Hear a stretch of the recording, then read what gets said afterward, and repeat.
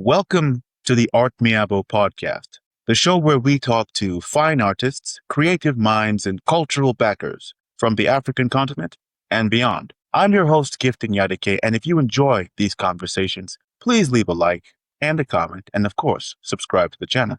My guest today is a Nigerian mixed media artist with a practice spanning almost 4 decades. His work draws deeply from the Nsibidi symbolic tradition of the Ekoi people, using it alongside portraiture and layered texture to explore memory, leadership, identity, and cultural continuity. A former vice chairman of the Society of Nigerian Artists in River State, he is also one of the invited artists exhibiting at the 5th annual ArtMiabo International Art Festival. Mr. Godson Etokakpan, thank you so much for joining us, sir. How are you doing? It's a pleasure, Gift. I'm doing great. And you? I am well. Thank you. Thank you very much, sir. Now, I've set the table for our audience, but could you please introduce yourself for those who may be unfamiliar with you in a bit more detail? Very well so. My name is Godson Etokakpan. I'm a visual artist. I started my practice way back in 1987, that's some time ago. I currently reside in Port Harcourt, River State, Nigeria. I'm married with 4 grown-up children. I have participated in many exhibitions within Nigeria and the West African sub-region. I'm a member of the Pan-African Circle of Artists as well as the Society of Nigerian Artists, River State, where I was once upon a time a vice chair. My works are represented currently in Moriri Gallery locally and sachiarts.com at the international level. Thank you so much for that, sir. And now could you tell us a bit more about your journey as an artist? What was it that you said 1987 was where you began? So take us there. How did that start? Okay, quite an interesting story. I've always wanted to be an artist. It's a gift I came with, but I did not study in the university. I opted for theater art as a first course because the secondary school I attended did not offer fine arts. I was quite sad, but I had no choice. Then I finished my secondary school and I entered the university, and I graduated in 1986. I was posted to Jos to serve, to do my national service. While there in Jos, one day I entered Challenge Bookshop. I remember very well, vividly, and I went to the book section and I happened to come across a book by Walter Foster on watercolor painting, and it ignited my passion again. My attention was immediately drawn to the book. I picked it up, I paid for it, I took it home. Then I started copying the landscape. It was a book on landscape painting of the Yorkshire coast, I found it very interesting. I started with that. I tried to copy what I saw there. Fortunately also, immediately after my NYC, when I returned to Lagos, then I was in Lagos. I returned back to Lagos, and where I was living then, there was also a guy that had just finished his NYC, happened to have studied fine art in the university, ABU precisely. Then his Ernest Bassi is still alive. One day I was passing, I saw him in this garage. He was painting, and I went to him and I said, "Look, I'm interested in this. Do you mind if I watch what you're doing?" He said no. So I started watching him and studying under him. And within that first year, I had sold my first work.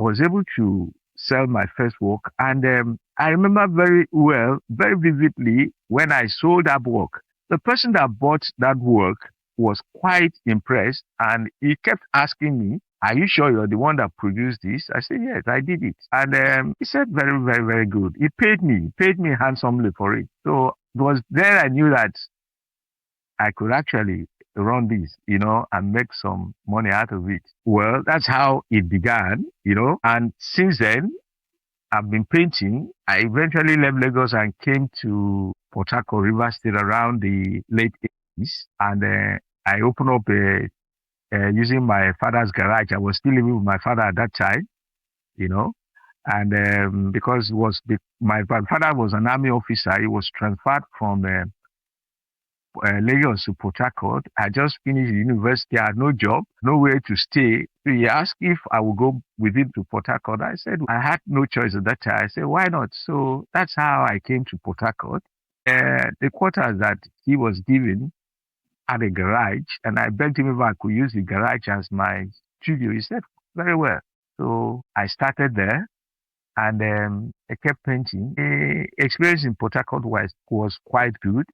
Met a lot of other artists. My contemporaries are John Oyedemi, John Onobrapaya, the late Palmer Abasa Okuto Ode, the late sculptor Umoyang, and Perekie Johnson. We're quite a team, young, brilliant, creative minds striving to create a niche for themselves. We now had a guy called Jack Daniels. He was an art entrepreneur and a curator. Jack had the knack of setting up exhibitions, and he got into a kind of arrangement with Hotel Presidential. And every year we had a show, very successful show. Every year we'll have an exhibition at the Hotel Presidential, and we sold, So my career in art started. It was going good, and for me as a bachelor, but it wasn't good enough for me as a married person because I wasn't making enough to be able to support a family. And that's a challenge artists face all over the world. I remember my wife asking me, are you sure we'll be able to look after a family with this kind of meager earning that's coming in? And I looked at her and I wondered also, but fate has a way of intervening in situations like that. I had an opportunity. I ventured into the oil and gas sector between 2005 and worked in the oil and gas sector as a health and safety manager. And by 2019, when I left the oil and gas sector, I had risen to the rank of a senior manager in the health and safety sector. So I think why I'm bringing this up is that in any field I've entered, I've always tried to achieve excellence. I rose to the rank of senior management, even in that profession. Then in 2019, I decided to quit. And I put in 13 years at the time. So I went back immediately I came back because I said to myself that when I get older, I will retire from whatever I'm doing and face studio practice full time. So 2019, I went back into exploration of the artistic field. I've been there since then till now. Personally, I moonlight as a coordinator, as a consultant, still in the oil and gas sector, offering consultancy services in ISO management and certification. But my passion and my full-time job right now is art. That's it. That's the much I can say. Thank you so much for that, sir. Thank you very much. That was an incredible journey you took us. So one of the defining features of your work is your use of the Nsibidi, the ancient symbolic writing system of the Ekoi people. What was it that drew you to this writing system? What perhaps are you trying to communicate by using it so prominently? It's interesting,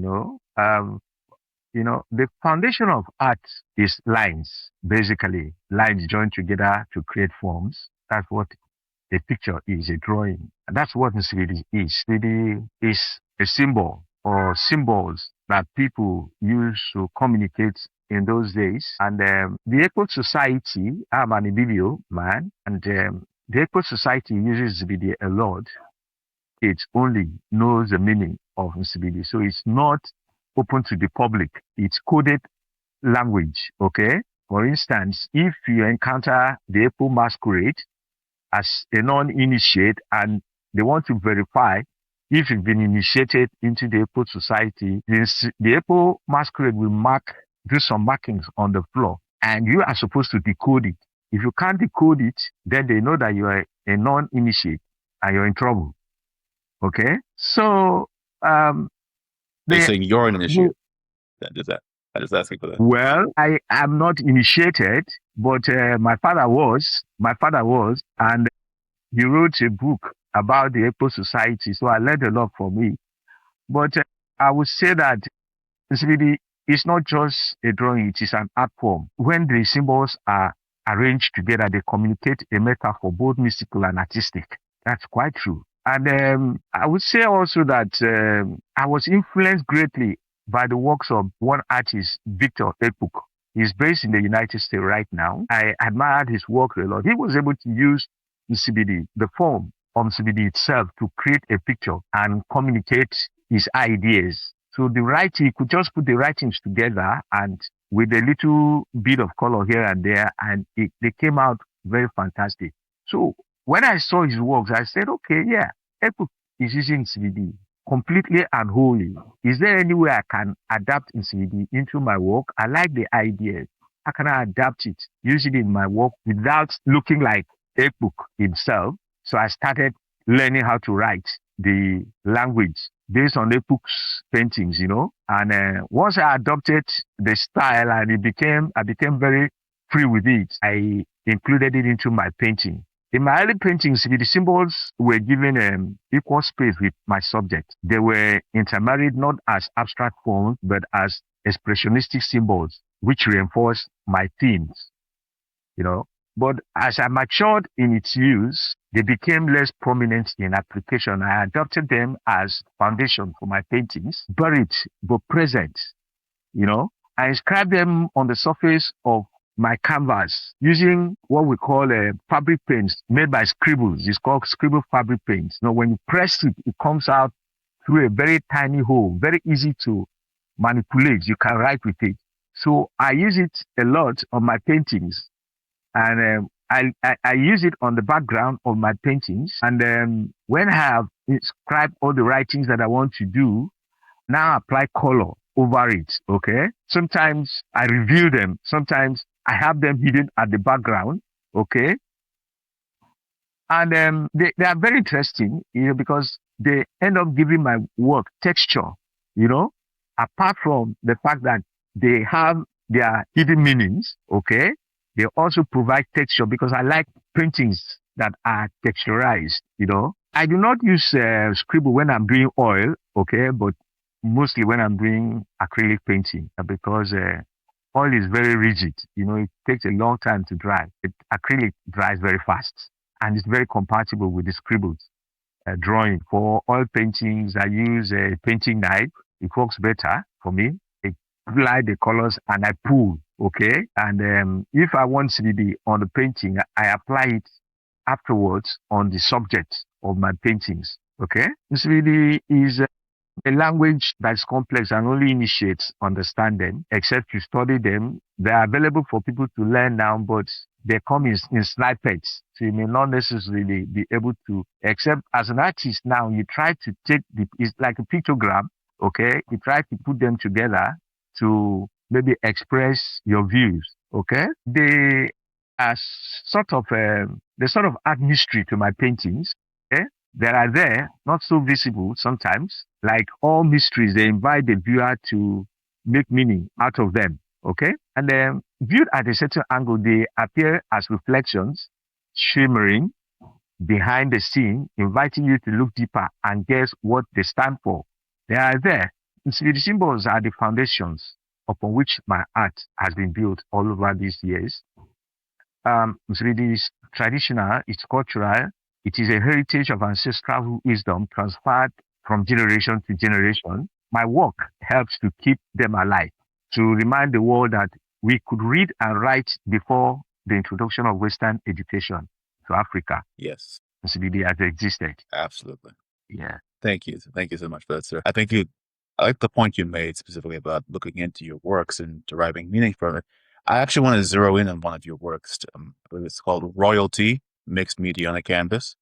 The woman in this painting, or I believe the princess or the queen, I'm not quite sure of her role. When I was looking at her painting, she is this very incredibly poised and controlled in her expression. But her eyes, like especially the parts of her eyes that are white, they look red as I was seeing it. And there's even like a dark ring around one of them, although that might have just been shading on your part. You can also tell me about that. So my interpretation looking at her was like, this woman looks exhausted. Like I don't know what kind of day she's been having, but she looks exhausted, but she's still determined to project a sort of this strength and this authority. For you, was that contrast intentional? What were you hoping viewers would take from it? Very interesting. Well, art is subject to interpretation. And if you saw that the woman in the painting, the princess, is incredibly poised and controlled in her expression, you say, yeah, her eyes are red and has a dark ring around them. Well, if you saw that, then I've been able to communicate my philosophy effectively through that painting. But another person may look at it and see it differently, Another person may look at it, and see it differently. What I would say is that whatever you see is acceptable to me. And that is the purpose of art. It stimulates one's intellect. Okay. Nevertheless, I would say that I'm intrigued by leadership as a notion. I obtained an MSc from Walden University to try to understand it better. Leadership has been abused in a part of the world, Africa generally, or maybe would I say extended to the third world countries. It has become kind of self-serving, cruel, expressive, abusive, manipulative, to some extent Machiavellian. I see leadership as an opportunity to serve the people. You lead by being emotionally intelligent to their needs and being supportive. The kind of leadership I admire is the servant leader. It considers others first and then self last. That is me.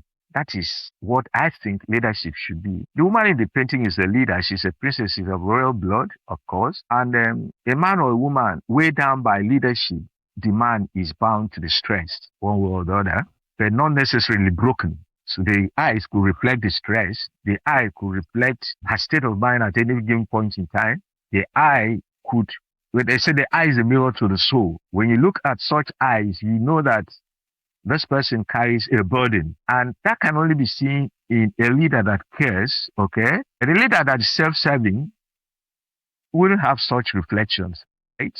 If I want to take it from your point of view, a leader that is self-serving will not have this kind of stress factors showing clearly. If it communicates that to my viewers, then I'm satisfied because I know that I'm trying to say that leadership comes with enormous responsibilities, enormous demand for courage, requires support, empathy, and the willingness to serve faithfully. It is not greedy, it's not greedy at all. It is contemplative and spiritually engaging. I have a body of works that explore this theme, and I intend to explore it more. I have Royalty 2026, The Princess 2026. I have one Supremos 2026. I intend to make, say, about 10 of them, all of them focusing on leadership. So that's who she is. That's who she is. And what she has reflected or what you see in her eyes is her state of mind. Thank you. Thank you so much for that, sir. Thank you. And, I think earlier you spoke about your love for textures and I even wanted to talk about that because going through some of your works, they almost, the cracks and the scratches and like the layered pigmentation and some of the weathering, right? Almost like some of your paintings, they almost look archaeological, like if I was digging through a tomb or like a lost, like you find a lost town or a lost city and you just find these pieces. That's how they feel to me. And I think in terms of like the subject matter on some of them, for lack of a better term, I think some of them almost looked a little bit haunting. I think another one of your works called Masked to Survive 2, which was a 24 by 24 oil on canvas painting, and others that look a little mythological, like the singing long-necked female figure in Afrobeat to the World. I know you said you want people to walk away with their own interpretation. That's how it is. But is there perhaps a story that you do sometimes have in mind with some of these? And what role does texture play? I know you mentioned that with oil paintings you don't use as much texturing with that. But still, sometimes these marks, the way that these paintings do end up turning out, is there an intention behind them for a story that you're trying to tell? Actually, I use a lot of texture in oil painting. In fact, it's easier because it's flexible. Yeah, it's very flexible. So I can manipulate the oil with my painting knife quite easily. Yeah. Sometimes when I finish, the kind of texture I do when I painting oil kind of make my work look like a Vincent van Gogh kind of work, Yeah. I've looked at my work sometimes and I say, maybe this is what Vincent van Gogh did to be able to achieve what he did, But I came across it accidentally, While experimenting, I experiment a lot. Sometimes I apply texture to the surface of the canvas, apart from the scribbles. Yeah, I can mix some ground, okay, using glue, okay, white glue with white cement mixed together and applied to the surface of the canvas, especially in Royalty. princess. You see the roughness of her face as a result of that such treatment. I love textured surfaces, impasto surfaces treated with painting knife. I use them to enhance my theme. I try to create paintings that are three-dimensional in nature, paintings that project the forms as a sculptor would. I want it to pop out of the canvas. When you look at it, it becomes engaging. It engages your body, your spirit and soul, and it incites you to want to touch the painting, feel the form and the texture. That is what I drive for when I am painting. It's what I aim to achieve, In Afrobeat to the world, I use layered mixed media to mirror the structure of Afrobeat. For instance, it is polyrhythmic. That means many voices speaking at once. If you look at the painting carefully, there is a woman facing us and another woman backing us. The woman facing us, yes, a woman, a girl, a young lady. The woman facing us in Afrobeat to the world represent the current state of Afrobeat, and the woman facing the other side represent the beginning of Afrobeat, the past. So Afrobeat is a fusion of the past and present music that we have and is being celebrated all over the world. It is polyrhythmic, textured. It is the metaphorical form of sound, for me, built from many voices, speaking as one. She is the voice of Fela Anikulapo Kuti, Burna Boy, Davido, Wizkid, Rema, Asake, Tems. The symbols and the markings function like visual percussion. They echo coded language of ancestral knowledge hidden in the Nsibidi symbols, which because you have Nsibidi symbols also on the painting. Yes, on that one as well. Hidden symbols in the Nsibidi, and the Nsibidi is scribbled on the canvas, and sometimes exposed. And the texture helps the painting to be three-dimensional. If you look at the painting, you will see a first step, a first layer, a second layer, and a third layer. So it takes you deeper into the painting, the way I've been able to execute it. I think that the painting has been able to achieve what I intended it to achieve, to be able to expose art for what it is and the relationship between art and music.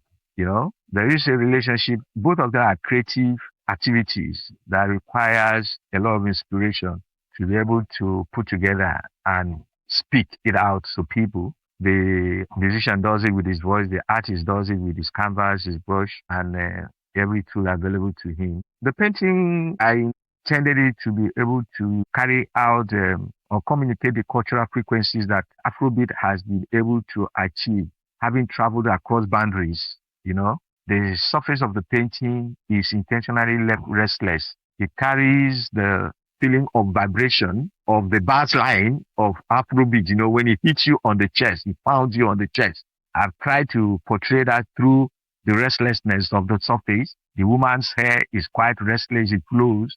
Hair is done in the weaving pattern favored by African women. Okay, but quite full.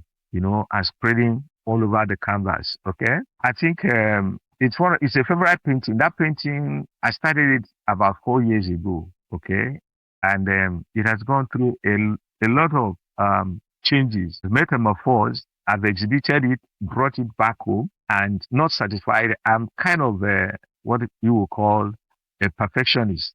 Try to. Yes. I'm never satisfied. I'm never satisfied with a painting until it has left my hand. I'll keep touching it. Even when I frame paintings, I still find myself going back to them, seeing things and adjusting them, adjusting them to suit what I think is missing, to capture what I think is missing until I sell a work. For me, it is not finished. So that's that's the old saying. We are our own worst critics. Yeah. That's it for me for the use of texture. Thank you so much, sir. Thank you very much. My final question. You were invited to the 2026 edition of the ArtMiabo International Art Festival, which this year is built around the theme of African art, heritage, and legacy. I'd like to know, what does it mean for you personally to exhibit at this event, and what conversations do you hope visitors leave with after experiencing your work? I would say that I deeply appreciate the organizers of the ArtMiabo International Art Festival for granting me this opportunity to showcase my paintings, Afrobeat to the world and royalty are the two paintings I'm bringing to the event. The ArtMiabo International Art Festival has provided us an enormous opportunity as Nigerian artists. It has been able to expose a lot of our artists to a global audience, of which I'm going to be part of. Okay. I think it is particularly good for upcoming artists seeking recognition. Yeah, it's a good venture. It's a good venture. And I'm glad, very glad to be part of it. I tried to come on board when it started, the first set, the first time, the first year it came on board, but it wasn't possible. And I bided my time. And then at the right time, I was given the opportunity by being invited. I think we need more of such platforms to showcase Africa's legacy and its continuous impact on the world, from ancient to the modern. The Ife, terracotta, bronze, the Knox culture, the Nsibidi of the Koi people. These have influenced art trends, not just in Africa, all over the world. Nsibidi has become quite a big part of textile design.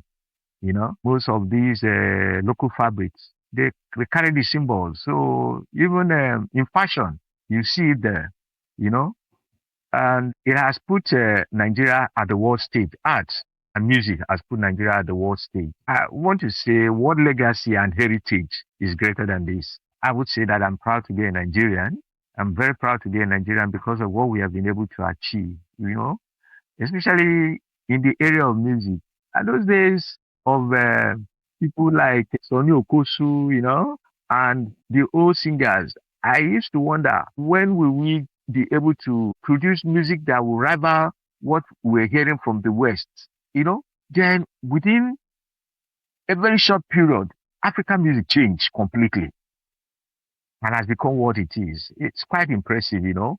We have, in fact, I think currently we have taken over the world of music and fashion, and all art forms we have are being exported successfully through several channels as well. ArtMiabo is one of such channels that we are currently exploring. We need such platforms to tell more of our stories to our global audience and achieve more wins, I would say. The world knows this. We need these platforms, yes, and there are not so many of them, especially at the international level, because if you're talking about international exhibitions, you'll be talking about the Basel shows, the shows in Paris, and all of that. Not many Nigerian artists can have the opportunity to attend them, you know. So I would say that the ArtMiabo event is quite impressive, and I commend it and I recommend Miabo for what she's doing. We need her platform to tell our stories and set to this global audience and be able to achieve more wins. Where we have failed is in leadership as a people. I believe that once we get this right, we become unbeatable. And the world knows this, and our enemies are cashing out on it by capitalizing on our weaknesses in leadership to make us subservient. But I believe that once we get leadership right, there is no stopping Nigerians. Through this exhibition and this opportunity ArtMiabo has given to me, I'm hoping to celebrate the servant leaders who listen through my works. I am celebrating African art and music for moving from intimate local space to global stage, to the global stage. Afrobeat, the painting, is a sound of home traveling the world and turning, transform. That too, I believe, will happen for ArtMiabo. Yeah. Her face in the painting is calm, yet powerful.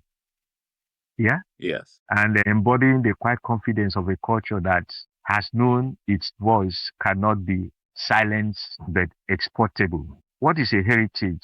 What a heritage, what a legacy we are leaving behind when we creatively finally take the bow out of this life. I think Mebo has done well for us, and we're glad to be there. Thank you. Mr. Etokakpan, sir, thank you so much for your time. This was a wonderful conversation. All the best at the festival. Thank you once again. And to our viewers watching at home, thank you for joining us. If you enjoyed this conversation, once again, please leave a like, share the video, leave a comment as well, and of course, subscribe to the channel. My name is Gifton Yarike. This is ArtMiabo. Thank you very much.